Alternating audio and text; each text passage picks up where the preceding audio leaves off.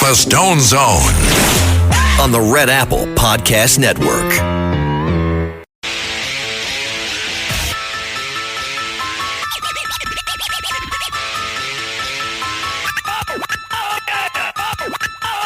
This is the Stone Zone with Roger Stone. People love him and respect him. Roger Stone. Now, get in the zone. It's the Stone Zone. Here's Roger Stone. You are now entering the Stone Zone here with breaking news. In a bombshell announcement, Treasury Secretary Scott Bessent disclosed that the U.S. has achieved its first June budget surplus since 2015, amassing a massive tariff income of $27 billion last month. Let's listen to Secretary Bessent. I think he's created a lot of leverage because he's created an A-B situation. He is able to go to the trading partners and say, look, I am happy to take in this tariff income if you don't want to negotiate. This is a high rate, but the U.S. is taking in massive amounts of tariff income. We had the first June budget surplus since 2015 last month.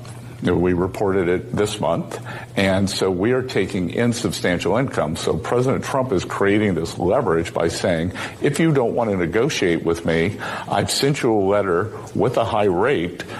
Have at the high rate, or come and negotiate in better fashion. Because I'll tell you, what was fascinating for me, and this was President Trump at his best, was the Indonesians came with what I thought was a very good offer out of the blocks. President Trump kept pushing them. He raised the reciprocal rate when he sent them the letter, and 5 iterations later, the Indonesian trade deal was greatly improved, turned into a great deal for both sides. There you have it, folks. What did they tell us? That Donald Trump's pursuing this tariff war to try to get a better trading deal out of our partners would result in rampant inflation and economic disaster, when in fact inflation remains low, the dollar remains strong, and unemployment remains incredibly low. The Trump economic plan of cutting taxes, cutting regulation, and negotiating better trading agreements with our trade partners is bringing America unprecedented prosperity, exactly as he told us it would. Meanwhile, Letitia James has a new problem. She, of course, is the New York Attorney General. There are at least $9.6 billion of illegal payments made by the Standard Chartered Bank of New York to Iranian and Hezbollah entities who are sanctioned by the United States, all on the watch of New York Attorney General Letitia James. Her negligence or complicity should be considered and put her into the crosshairs of prosecution by federal officials. James' office was alerted that this money was being illegally funneled to terrorists as early as 2024. But instead of cracking down, James' office was intensely focused on inventing lawfare cases against President Donald Trump. The Federal Reserve was also too focused on extravagant $2.5 billion renovations to their palatial Washington headquarters to stop these massive billion-dollar transfers, as well as Attorney General James. What we need now are criminal charges against Letitia James and her underlings in the New York Attorney General's office. James cannot be allowed to use ignorance or incompetence as an excuse. She's culpable. She allowed the illegal bank transfers to terrorists to happen on her watch. She deserves to be treated as an accomplice and forced to endure a grueling case in the court of public opinion, as well as in a federal courtroom for her misdeeds. We already have documented her 22-year crime spree of mortgage fraud that you or I would go to prison for. But Federal Housing and Finance Administrator Bill Pulte has sent a letter of referral to the U.S. Justice Department documenting her multiple decade mortgage fraud. Remains to be seen whether we have a two-tiered justice system or whether, as Tish James was frequently quoted as saying, no one is above the law. Meanwhile, President Trump has reached a deal with the European Union to avoid the trade war that his critics predicted. He made the announcement at the Trump Turnberry Resort in Western Scotland alongside European Commission President Ursula von der Leyen.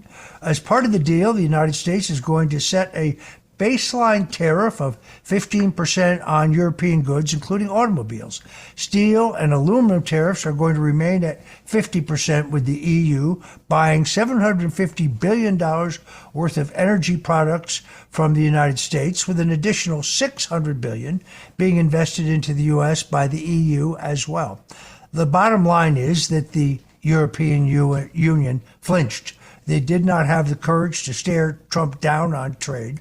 Trump was willing to use the competitive advantage of the United States in a way that will help the American people.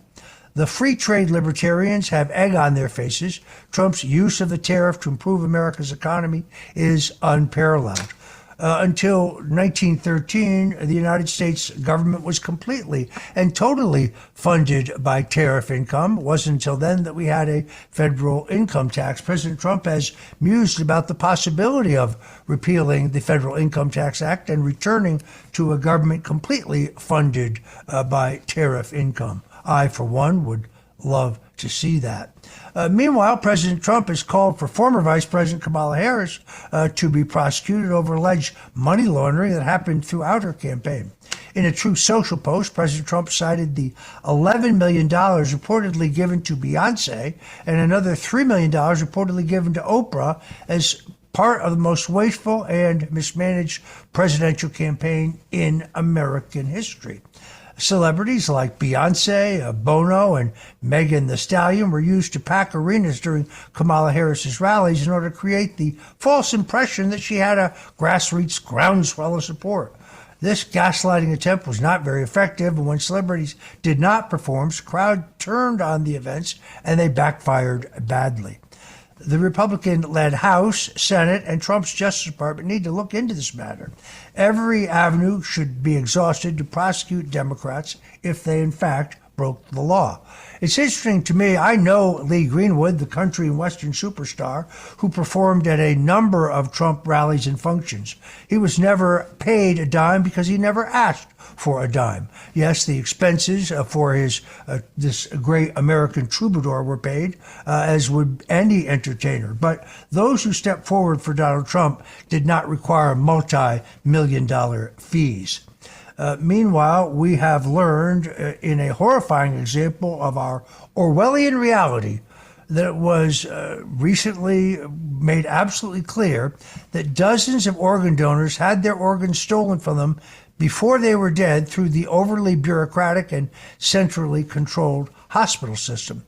Health and Human Services under Robert F. Kennedy Jr. has announced that they are reforming the nation's organ transplant system after finding that up to 73 people had their organs robbed from them, even though they showed neurological signs incompatible with donation. HHS Secretary Robert F. Kennedy Jr. said, "Our findings show that hospitals allowed the organ procurement process to begin when patients showed signs of life, and this is horrifying. The organ procurement organizations that coordinate access to transplants will be held accountable. The entire system must be fixed to ensure that every potential organ donor's life is treated with the sanctity it deserves." I heard from my daughter, who is an emergency room nurse, that this is one of the greatest scams of all time. Be careful you know all the facts before you check that organ donor box when you get your driver's license. Otherwise, they may try to take your organs while you're still alive. Meanwhile, President Donald Trump has announced that he is supporting Florida Senator Joe Gruters, who helmed Trump's campaigns here in Florida, to be the new head of the Republican National Committee. That's because the current national chairman, Michael Whatley, who has served with distinction, will be leaving to seek the U.S. Senate seat in North Carolina. That's the U.S. Senate seat that President Donald Trump drove Tom Tillis, the rhino who tanked the nomination of U.S. Attorney for the District of Columbia, Eagle Ed Martin, by refusing to allow that nomination to get out of committee. Rather than face the wrath of the North Carolina voters, Tillis has announced his retirement, and not a second too soon. I think Joe Gruters is an excellent choice for this position. He will be a strong successor to continue to build the momentum that the Republican Party has built under President Donald Trump. Under Trump, the Republican Party is no longer the party of big business, no longer the party of Wall Street, no longer the party of the millionaires and the billionaires. It has become the party of working class Americans. And I know Joe Gruters to be a good man who did a great job both in the Florida State Senate and the Florida Republican Party chairmanship that he filled. Gruters won my respect for his unwillingness to bow to the corruption of Ron DeSantis. Ron DeSantis has done a Trump impression in his attempt to build his own public stature.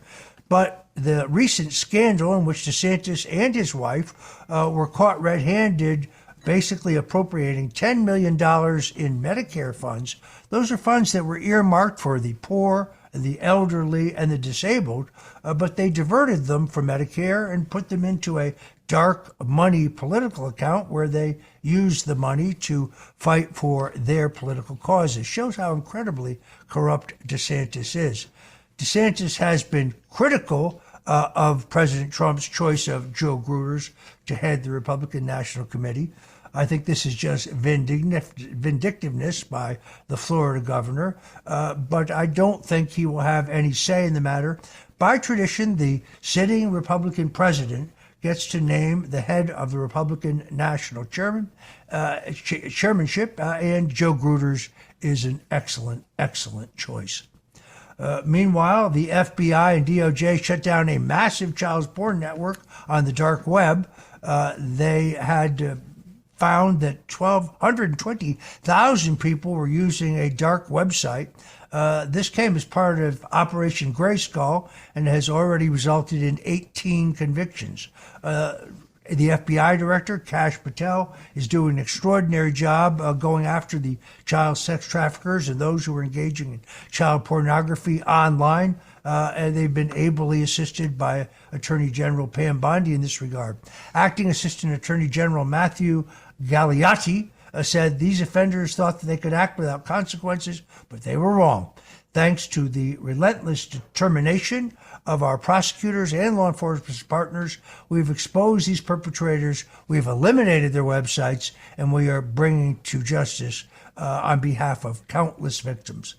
The Trump administration is putting child predators on notice. The resources of the FBI and the Department of Justice are no longer being used to frame Trump as a Russian agent. Those resources are now being used to protect the innocent. Promises made, promises kept. It is incredible that in less than 200 days, Donald Trump is driving our country to that golden age, an age of unprecedented peace, prosperity, security, and justice, as well as law and order.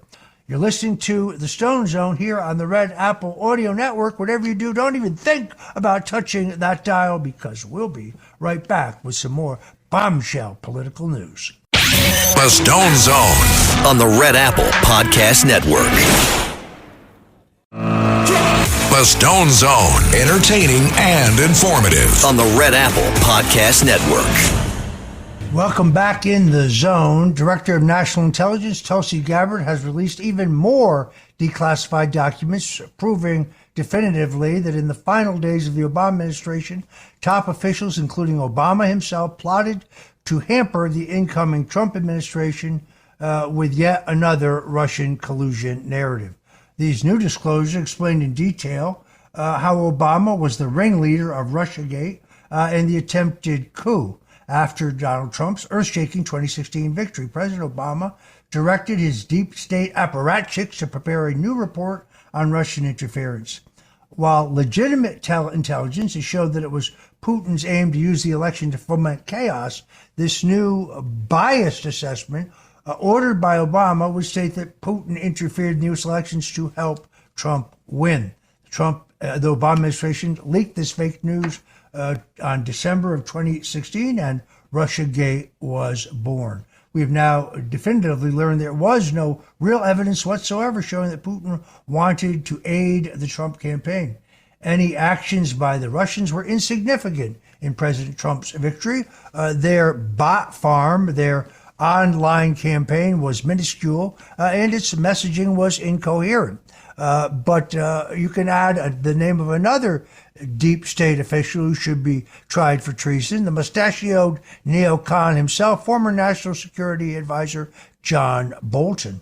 A reporter, Paul Sperry, has broken the news that during Trump's first administration, Bolton received a classified memo summarizing the explosive report that demonstrated how former CIA Director John Brennan faked the Trump-Russia conspiracy from the very beginning. But instead of informing the president, Bolton sat on the memo, then locked it in a safe in the National Security Council. This key intelligence, as Paul Sperry reports for Real Clear Investigations, was excluded from the FISA applications, from the intelligence community assessment, from Senator Warner's Senate Intelligence Committee report, and from all of Brennan and Comey's testimony. That's because they were all in on it, folks. It's time for heads to roll.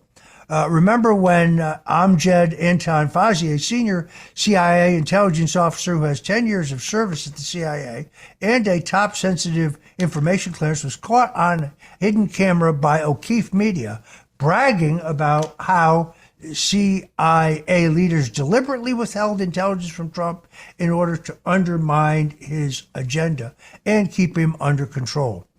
I'm Roger Stone. You're listening to the Stone Zone on the Red Apple Audio Networks. When we come back, we're going to talk about the age-old tactic by the Democrats to constantly claim falsely that Republicans plan to cut Social Security and Medicare. It is a lie. It continues to be a lie. But we're going to talk about how you can protect your Social Security payments, as was done in the big, beautiful bill. 88% of those who get Social Security payments in America today no longer have to pay taxes on those payments, thanks to President Donald J. Trump. You're in the Stone Zone. I'm Roger Stone. Don't go away, because we'll be right back. The Stone Zone on the Red Apple Podcast Network. The Stone Zone, entertaining and informative. On the Red Apple Podcast Network. Welcome back. You are in the Stone Zone. Investigative journalist Laura Loomer has revealed that Mar Bitar, a pro-Palestinian, pro-jihadi operative who was deeply involved in the Russian collusion hoax, has retained his security clearance in the Trump administration despite his long history of subversive behavior. Documents declassified last week by Director of National Intelligence Tulsi Gabbard show that Bitar participated in the National Security Council meeting where Russiagate's hoax was actually devised. Bitar left the Obama administration to go work for Shifty Adam Schiff, the greatest huckster, con man, and fraudster to ever grace the U.S. Congress, now providing legal counsel also for the House Permanent Select Committee on Intelligence, where he helped foment efforts to impeach Donald Trump. It's incredible that Bitar continues to retain his security clearance even as President Trump has come back into power. Now Bitar is working for Senator Adam Schiff as his chief counsel and national security advisor. So he's Schiff's man on the inside. This is not acceptable. This radical should have no access whatsoever. It is time to drain the swamp by removing Bitar's security clearance and then perhaps looking seriously into deporting him.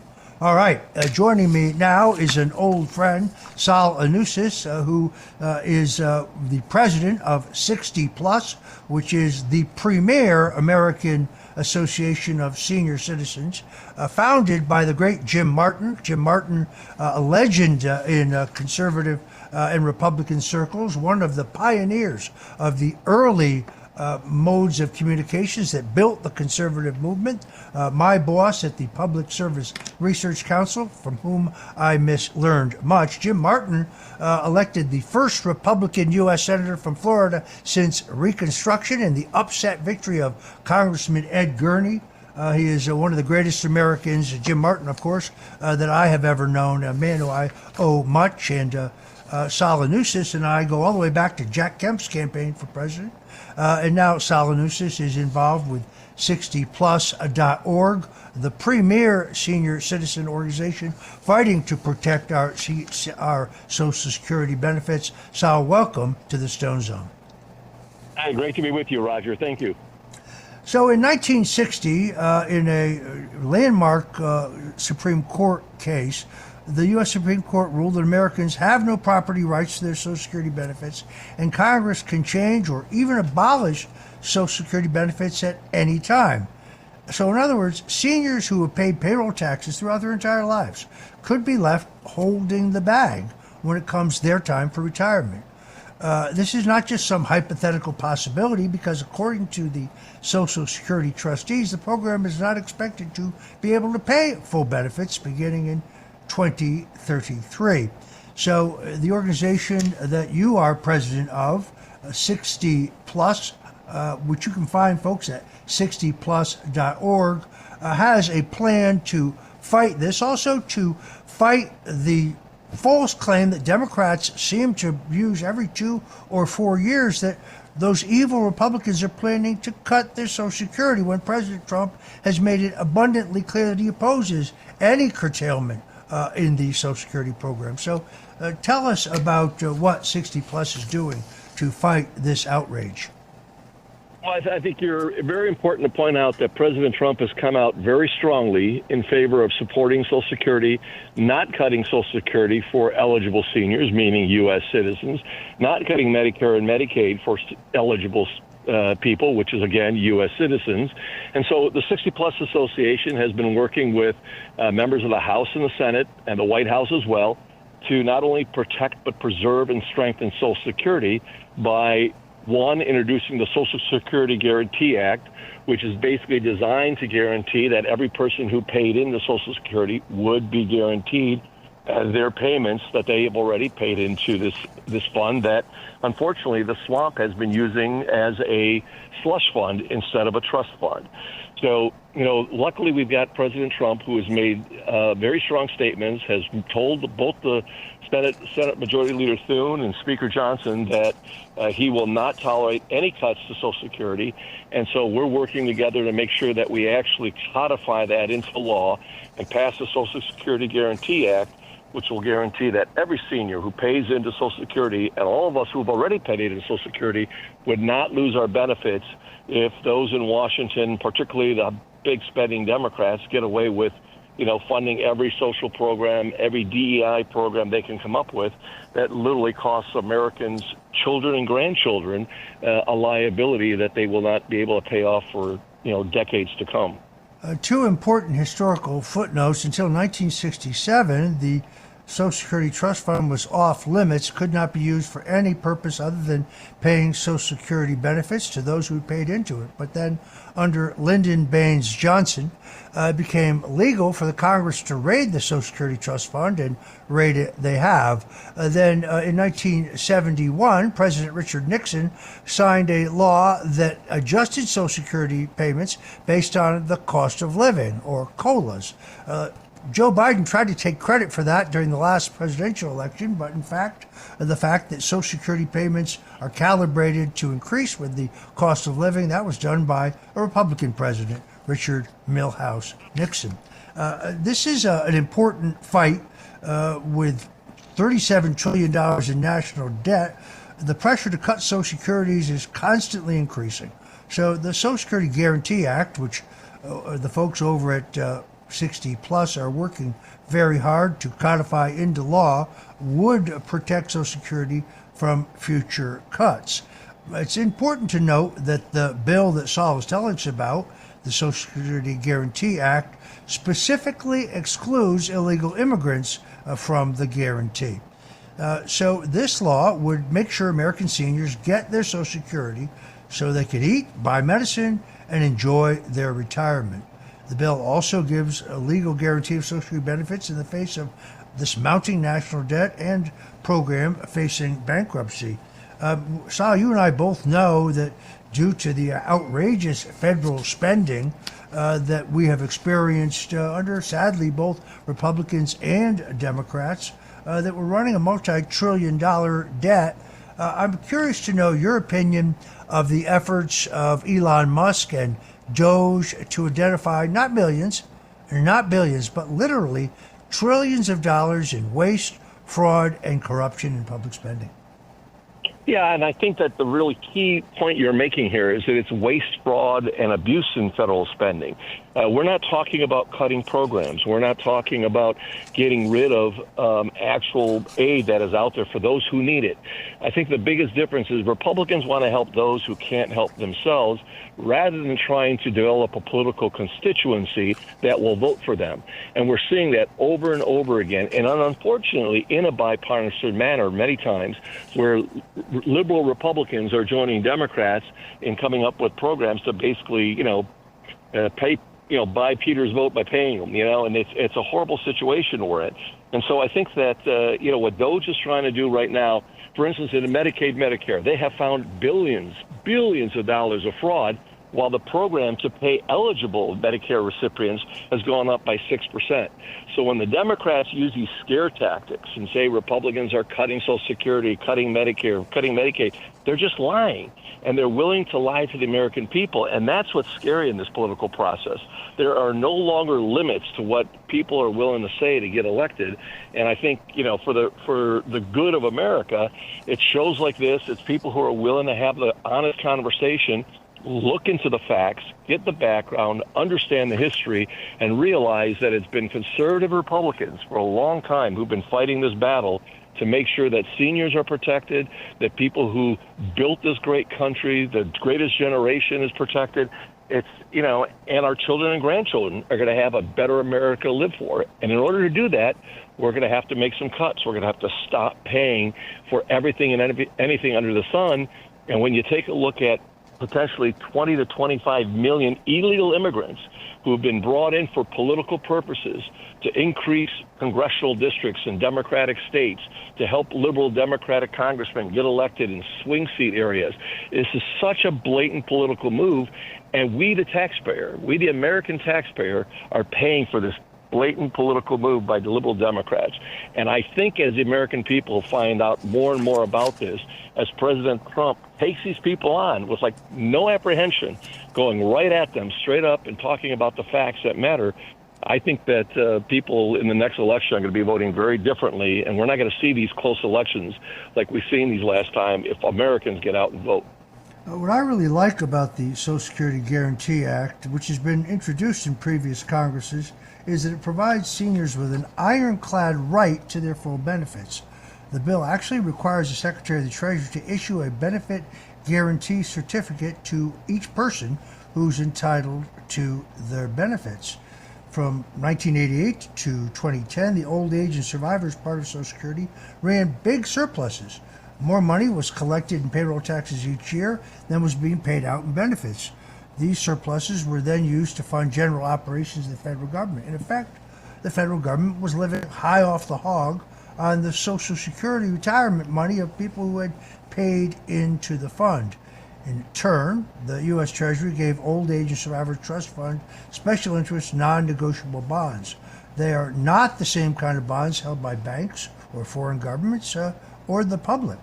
Essentially, they're just IOUs from the government to itself, which are stored in a filing cabinet someplace in West Virginia. They're not real assets that can be used to pay benefits. Saul Anuzis and the folks at 60 Plus, by the way, you can find them by going to 60 Plus, that's 60 PLUS, not the symbol, but the word 60plus.org. I strongly urge you to join the most vibrant senior citizens protection organization in the United States. The American Association of Retired Persons is essentially a money-making scam. They're not really fighting for Social Security recipients the way the folks over at 60 Plus Association are. I strongly urge you to go to 60plus.org, read about this vital piece of legislation and how you can join the fight to ensure that when it's time for your retirement, that the money will actually be there and that you will get paid. And if you're already receiving benefits, you should know that despite what the Democrats tried to say in the big, beautiful bill, which included the biggest tax cut in American history, its continuation this coming January, under that bill, 88% of Americans currently receiving Social Security benefits will pay no tax on it. So the scare tactics of the Democrats, who said repeatedly that bill would cut Social Security, that was a lie. They also said it would cut Medicare, and they're right, it does cut Medicare. It cuts Medicare payments to illegal immigrants who are not legally entitled to such payments. There is no greater organization out there fighting to protect your Social Security than 60 Plus. Saul, I have to ask you, I really do, what is it like to work with the great Jim Martin? Because in my younger days, I learned more about politics and how to communicate with conservatives from Jim Martin than perhaps anyone other than the great Richard Viguerie. Well, and Richard and Jim were very good friends, are still very good friends, and truly, too, one of the leaders in the conservative movement. Look, it's been a great honor for me. As you know, I was the Michigan Party chairman, spent my entire life in the state of Michigan, and you always heard about Jim Martin. This is a guy who literally came up with when he started fighting the inheritance tax, he started using the words, the death tax, and it really resonated, and the press and others picked up the fact that the inheritance tax is a death tax after you've already been taxed before. This is a guy who's very creative, who's very bright, who's a tireless worker, who just recently turned 89 years old and is still out there every single day making phone calls, meeting with members of Congress, going to meetings and fighting the fight. And, it's an inspiration. And I think as you mentioned, the impact he had on your life, he's had a similar impact on mine and many others. They did a nice birthday greeting for him a couple years back, and even George W. Bush called in and actually sent a video where he mentioned the fact that Jim Martin gave him his first job as a driver for the Gurney campaign that you discussed. So Jim's had an impact on presidential candidates all the way since Eisenhower. He's met virtually every congressman and senator for years and has been pushing for lower taxes, less spending, conservative principles, and using the 60 Plus Association to bring seniors together so they do have an alternative to ARP, which has become a liberal tool for the Democrats and liberal public policies, to say, let's stand up for values that matter to us, that we can pass down to our children and grandchildren. And this is going to be Jim Martin's legacy. He's built a conservative movement that has spanned decades and will last for decades to come. All right, we have to leave it there. I want to thank our guest, Saul Anuzis, and one more time I urge you to go to 60plus.org, 60plus.org, and check it out. This is a fight you need to be in to protect our Social Security benefits. Saul, thanks for joining us today in the Stone Zone. Great to be with you, and thanks for all you do. The Stone Zone on the Red Apple Podcast Network. The Stone Zone, entertaining and informative. On the Red Apple Podcast Network. Welcome back to the Stone Zone. I really think President Donald Trump deserves the Nobel Peace Prize. He has already brought peace between the Congo and Rwanda, a bloody conflict that has gone on for decades. He has forged peace and a ceasefire between Pakistan and India, another historic bloody rivalry. And now he's announced a ceasefire between Cambodia and Thailand. President Donald Trump announced he's negotiated this ceasefire, effectively ending a conflict that started up again last week. President Trump wrote on Truth Social, I just spoke to the acting Prime Minister of Thailand and Prime Minister of Cambodia. I'm pleased to announce that after the involvement of the United States government, President Donald J. Trump, both countries have reached a ceasefire and peace.